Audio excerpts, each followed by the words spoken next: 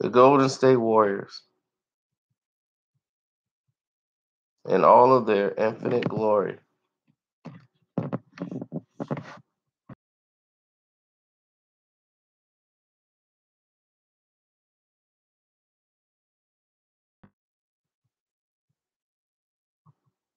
We look at this team and we say to ourselves, how?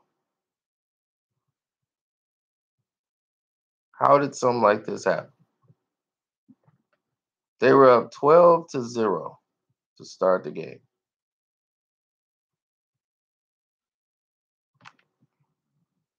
Fight clawed, scratched themselves back into the game, only to fall apart yet again.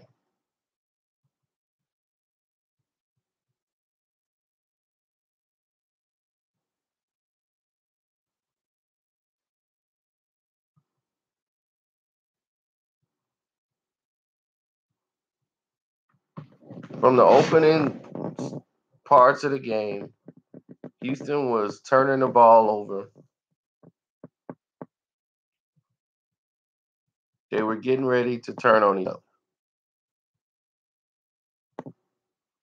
But the first points the Rockets got in the game was off a turnover, being down 12-0 from an unusual person.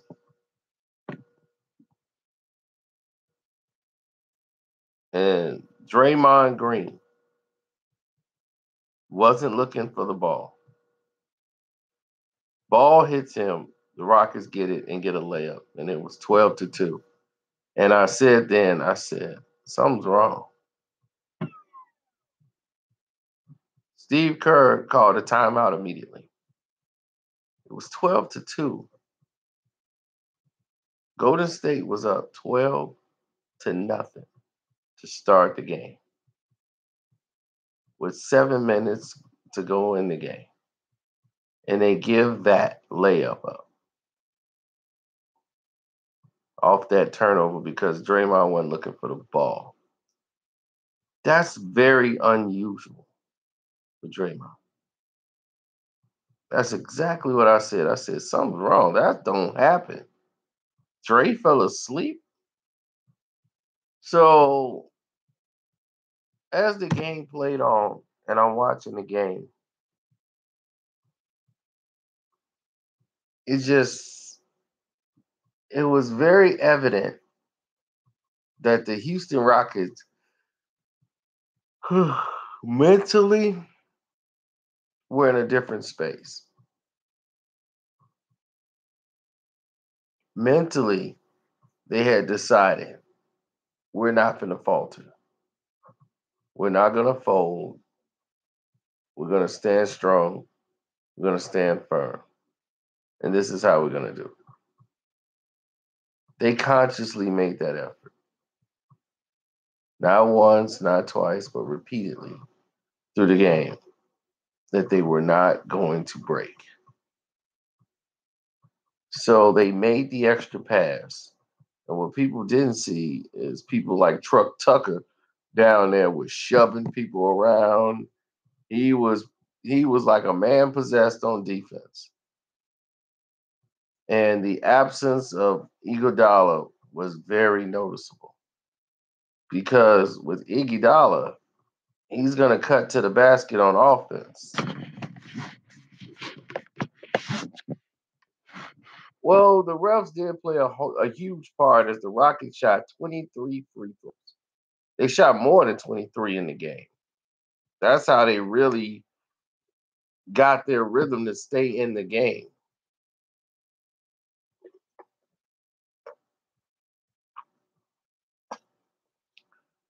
If that was the case, Johnny D, I'll still be happy because guess who ain't in it?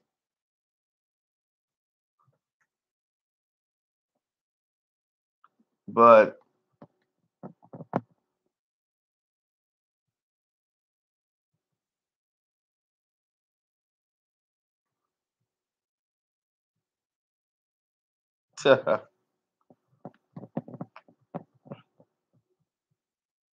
if you look at the game in its totality and what what kept transpiring over and over and over again, you will see that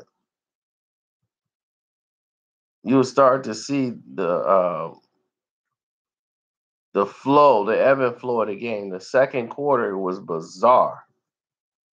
I mean, that was the most bizarrest quarter I've ever seen. But it seemed evident the refs were going to keep this game close. And this is going to be another blowout. But Chris Paul finally woke up. I guess his high ankle sprain is starting to heal itself. And here we go. He got high. Then James Harden was high. And Trevor Ariza and them, these guys decided to let those two go, and then we'll add on later. So that was their game plan, and they didn't break. And defensively, Capella and Truck Tucker, these guys were defensively being a nightmare for them. And with Looney on the court, Looney is known for his defensive presence. On offense, now you have four players. Looney's not making the cuts Iguodala would make. Looney's kind of hovering out there. They're not going to respect Looney on the 3-point line. They're not going to leave Iggy alone at the three either. He's a better offensive threat.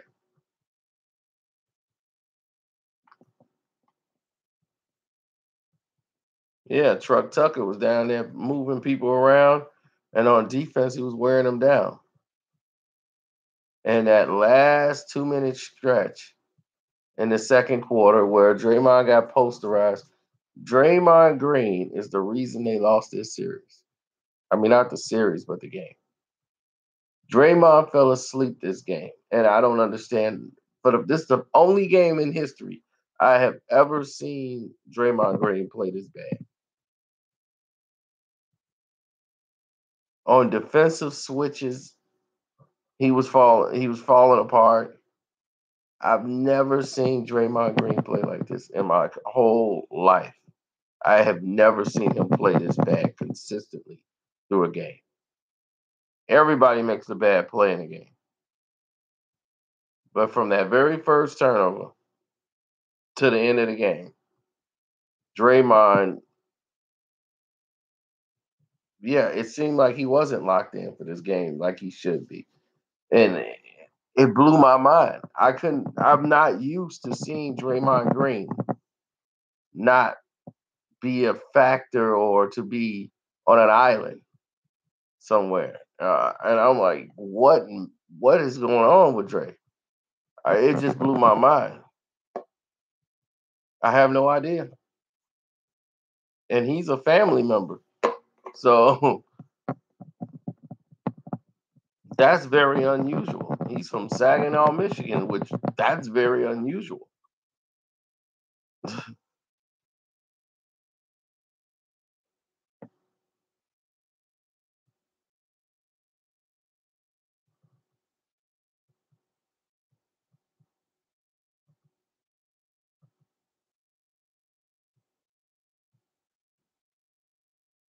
I guess it happens, but mentally he made a lot of mistakes on switches.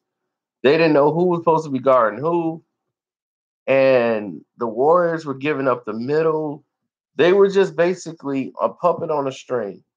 They were at the mercy of the Houston Rockets.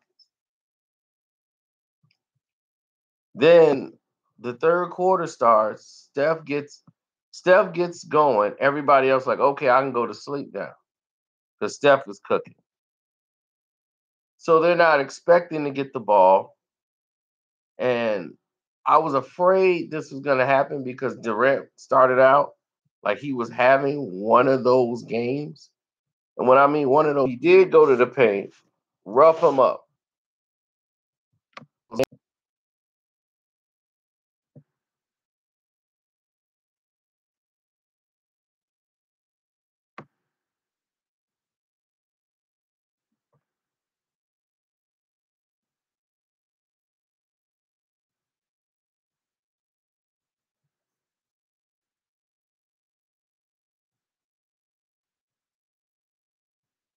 Well, he played through the CP injury this time.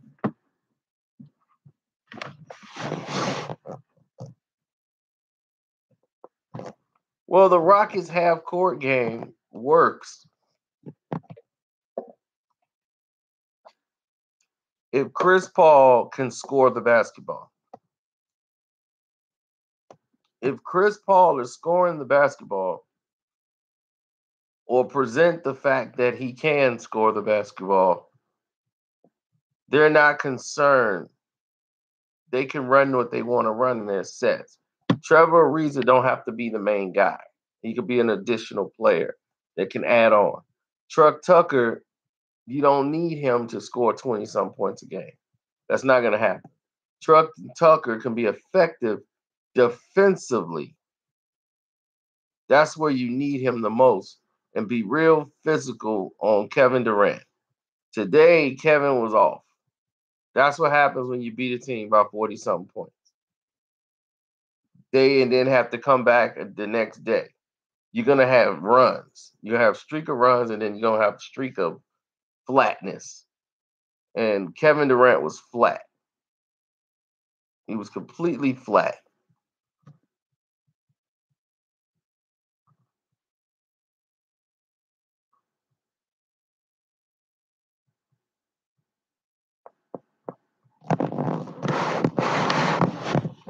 No, not stress. I mean, this is the Golden State Warriors. And there's 3 games left, and somebody's got to win 2. And I'm very comfortable, confident, rather, that I would rather be Golden State.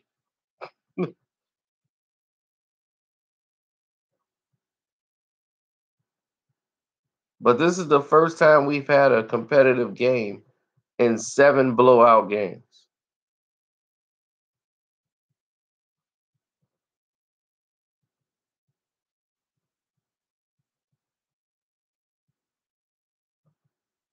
Yeah, that Rocket's gonna blow up pretty soon. They can go for a championship. They ain't gonna get it, but they can go for it. Nothing wrong with that.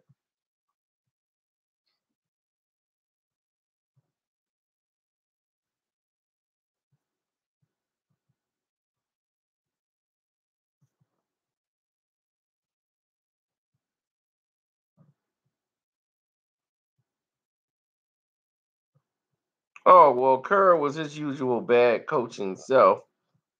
Um, like I said, he's like a Phil Jackson. When you inherit a dynasty, you inherit a dynasty, and you start winning with a team you inherited from someone who built the team. Same thing happened in Chicago. Doug Collins got the Bulls to the furthest they've ever been in the playoffs. Then he was fired. In comes Phil Jackson.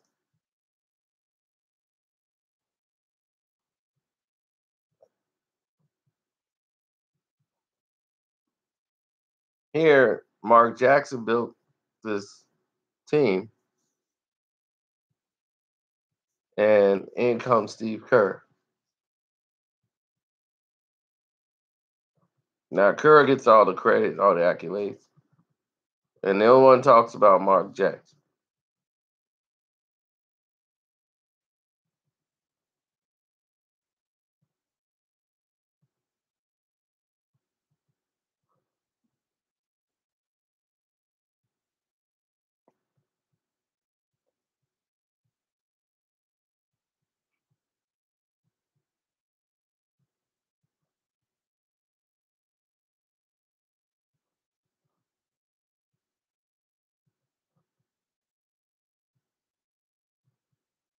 He's getting blackballed because of one, they didn't like his attitude.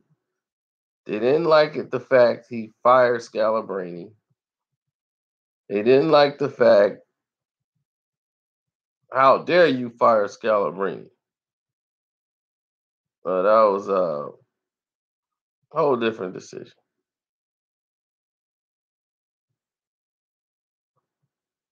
And then his remarks about the way they did Avery Johnson.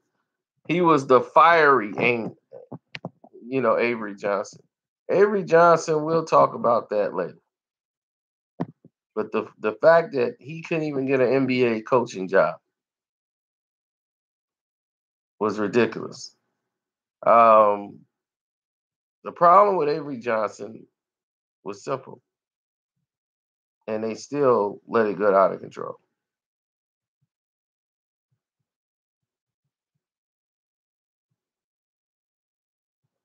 Yeah, Mark got the shaft.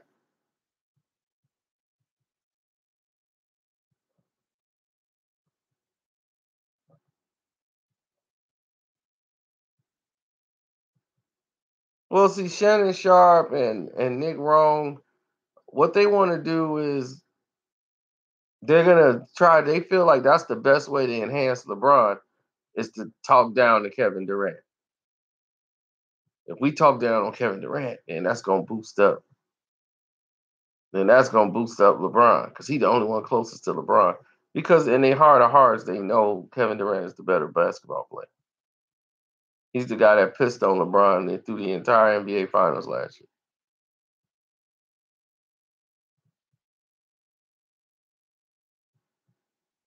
So they know Kevin Durant is possibly going to be right back in the NBA Finals.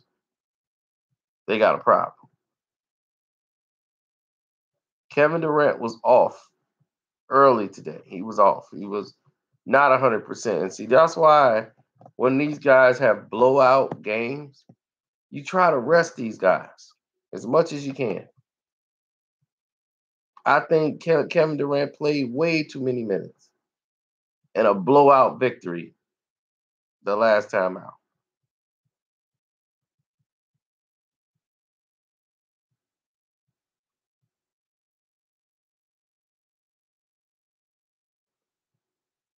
LeBron bring more from a business standpoint, but you got to start moving away from LeBron James. The NBA has this is what the problem the NBA ran into with Michael Jordan. You cannot keep hitching your wagon. Okay, you can't keep putting that wagon and hitching it to one player. They did it with Michael Jordan, and when Michael Jordan was gone, the whole league suffered. This is the first retirement because they haven't been promoting none of their other players. They put all this engine into Michael Jordan, and they weren't preparing for the fact that Michael Jordan could retire. They didn't think he would, and it was so sudden. They had nothing in place. So then they had the Houston Rockets dynasty when they were trying to build the Knicks.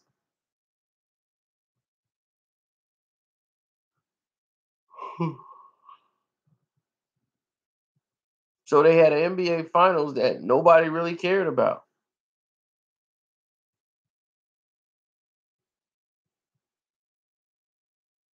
So the next year was let's build up Shaquille O'Neal.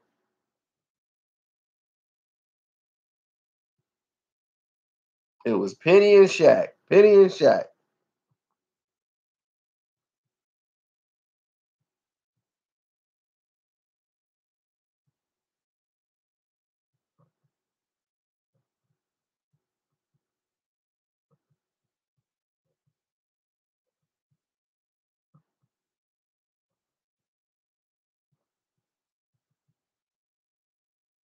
What's up, Mr. November? Gone till November. Everybody wish they did. The problem with the Orlando Magic, they were never going to win an NBA championship with that team.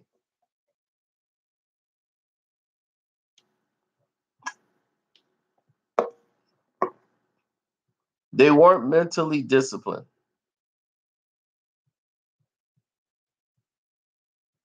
Shaq was not mentally disciplined. Penny was. Dennis Scott wasn't. And when the game got close down the stretch, they didn't have a go-to guy. Shaq wanted to be that guy. Penny wanted to be that guy. Nick Anderson mentally was gone.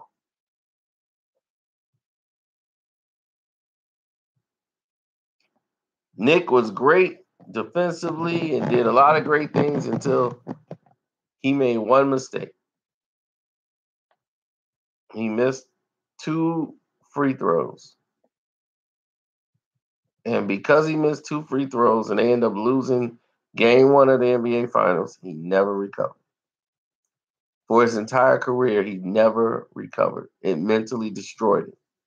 And he couldn't hit free throws no more. A guy who used to shoot like 80, 70, 80% was dropped to like 50. It got to the point where he didn't want to drive to the basket because he didn't want to shoot free throws. You had a player who was afraid to shoot free throws for the rest of his career.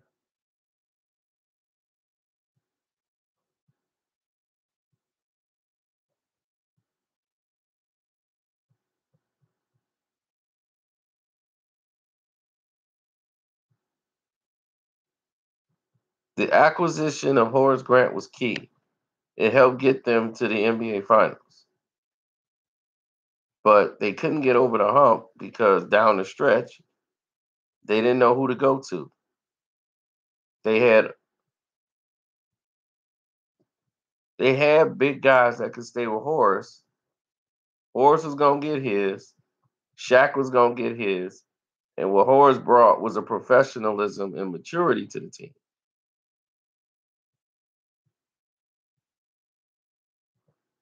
But once Horace got his money, the very next year, Horace had gotten bigger and was in shape. And then they lost to the Bulls because Horace had defense on him for the first time and Dennis Rodman. They rotated Rodman on him and Shaq. And just like in the regular season, they couldn't get past Dennis Rodman. So Michael and Scotty could just be Michael and Scotty. Dennis Scott couldn't guard Scottie Pippen. Scottie Pippen can guard Dennis Scott. That's going to take away 3D.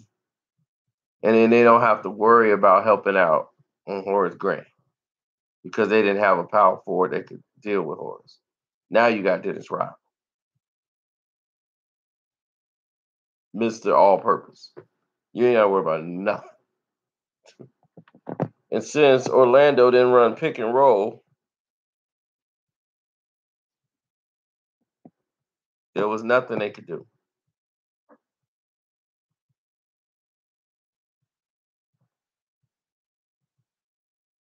Well, they can look at the games now and tell that they're not better. This is the first game we had that was a game.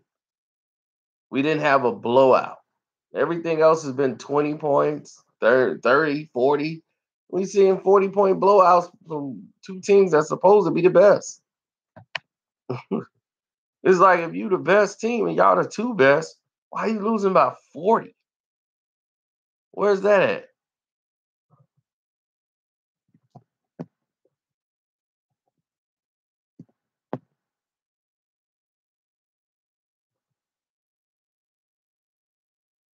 Right. You used to have games like this down the stretch every time.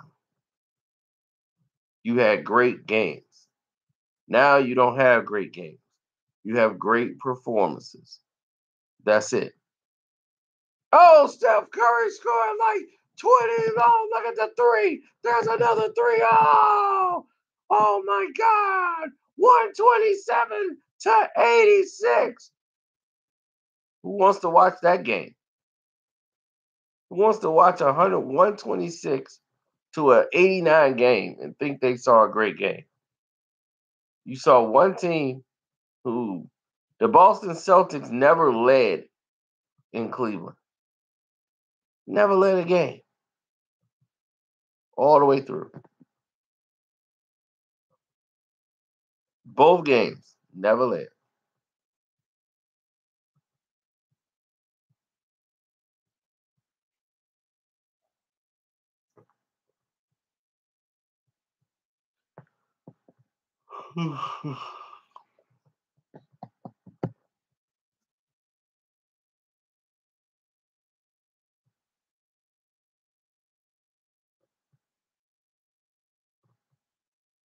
They actually got Rob Thorne, who's the guy who used to been running the NBA right along with David Stern years ago.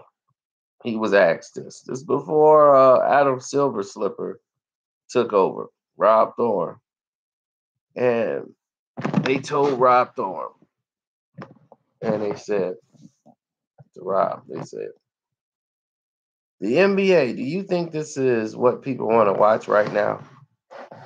The way these games are going." This is before then, talking about the officiating because back then the media was a little bolder. This is like early 2000s, and the officiating was really bad for a game. And they said, "You think this is what people want to see with these officiating? And you got to do this with the refs. You got to fix this." He says, and Thorne said, and it's never been. They scrubbed it from the internet. Can't find it no more. Russ Thorne said, "If we call the game the way the fans and everybody else wants to see the game called, if we call every foul, if we call everything in the game, believe me, no one would want to watch that game." He was right, but they scrubbed that off of the internet. You will never probably find that again. You probably will never find when Larry Bird said that we need more white guys on the court. It was like, yeah, we need a good mix. People love to see a couple of white guys running around out there. I think we just got to mix it up a little bit and get a couple more white guys out there. David Stern said, "No, we don't. I disagree completely. No, we want to have the best players out there. We don't need a couple of white guys." I understood what Larry meant at that time, and now you see it now. It's a lot more white guys running around. They had to go overseas to get them because there's no way you're gonna have some white guys from America actually walking around out there on the basketball court. They'll be wearing goggles and pull-ups with a Fitbit. "I'm open, John." They'd be like, pass it to Steve, man. So his family can see him with the ball. "Look, Mom, Daddy's got the ball. Hey, selfie. Oh, he stole the ball."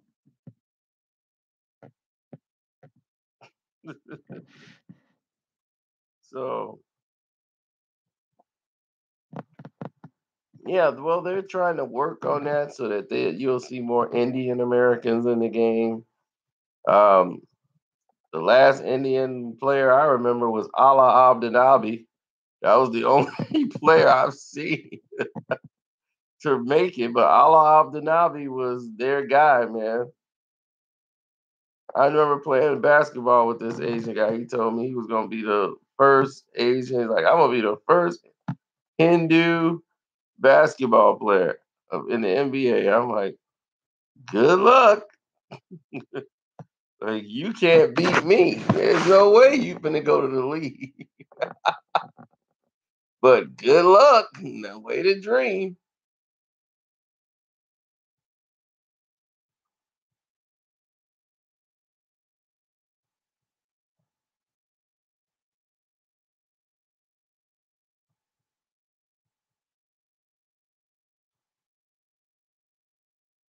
They didn't have Sharif. Sharif was a great player in the NBA. He was a great basketball player. Had a great career. He just played majority of his career for like the Grizzlies and all that stuff. But Sharif Muhammad Rahu was great.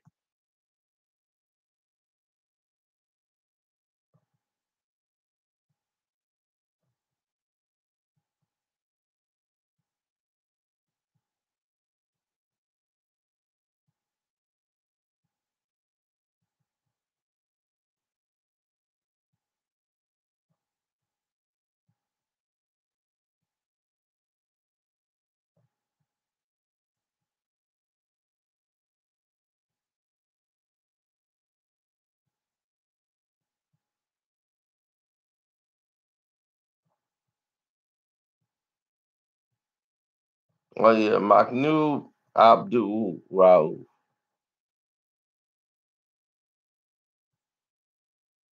and Sharif Abdul Rahim are two different guys.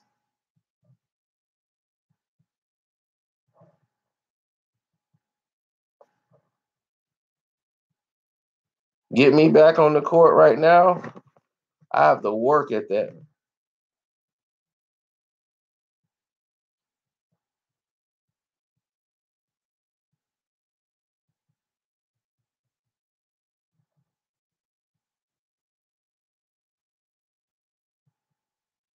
The thing is, Raul still can shoot right now. He can be in the league right now. That dude can shoot like Steph Curry right now.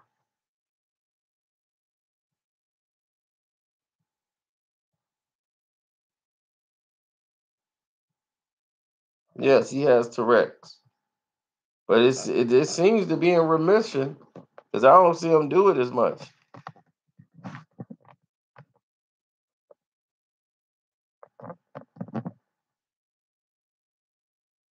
Me, I was an outstanding defensive player, and I was an outstanding scorer.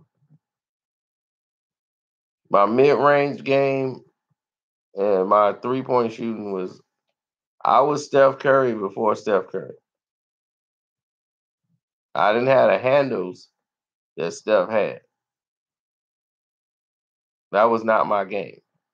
Handles and super dribbling was not my skills. I could dribble enough till I wouldn't get the ball stolen from me.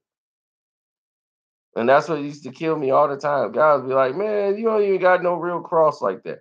I had a killer first step. I was James Harden basically with the speed of the first step. I could zip by you with one step. My first step was quick. So I had that quick step, pop, pop. I was a quick shooter. There was nothing you could do about it. You was a slave to whatever I wanted to do.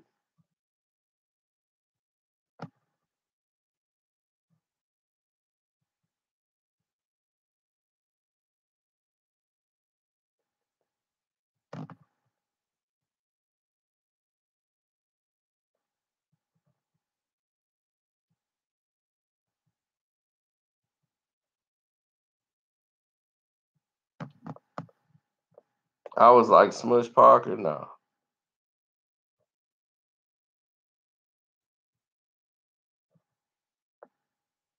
I was way better than Smush.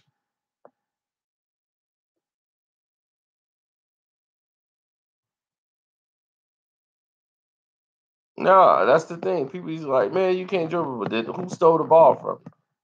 I'd be like, who took the ball from me? No one. So there you have it. Do I think the series is over? No. Do I think Steph has got it? Yes. Steph is fine.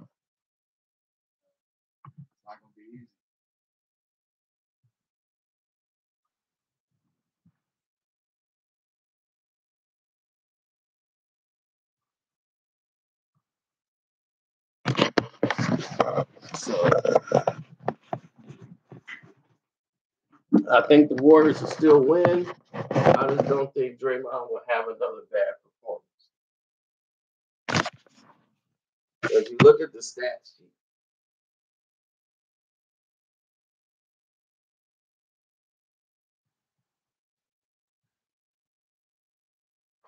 they highlighted the 23 free throws made by the Houston Rockets. 2018 postseason high. It ties it. Guess who they tied with? Your boy Bronny. Okay. 23 free throw makes. There's only one other team in the playoffs who would shoot that many free throws. The Cavs. Now, Kevin Durant was 9 of 24. Not a great shooting night for him. Steph Curry, 10 of 26. Not really a good shooting night. Draymond, who shot 50%, had 13 rebounds, 8 assists, and 11 points defensively, to me, was not in sync. Thompson was hurt early. He was 4-13. I don't understand why Kevin Durant would give Clay the ball in that situation. Bell was the next guy with 6. Iguodala not playing was very huge because Livingston should have been the guy to have the assignment early. They brought Looney in for his defensive presence. Looney has to come off the bench. He cannot start. If you start Looney, you're starting at a disadvantage. That means you got to get off the blocks early because now they don't fear a score in this position. They don't fear Looney as a scorer. They look at him as another Capella. So now Capella can guard Looney.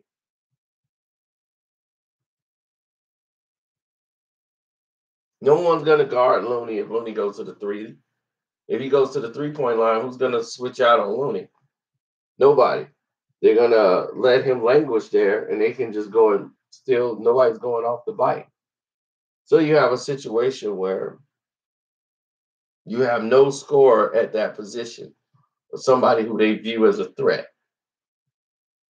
Iguodala can shoot threes. So you're not going to leave Iguodala out there. And he can slash to the basket, and he can make plays passing the ball. So that's a 5th guy that can touch the ball. If Looney touches the ball, he's either got to score it or it's a risk he's going to turn over the ball. He doesn't know everybody's movements on the sets.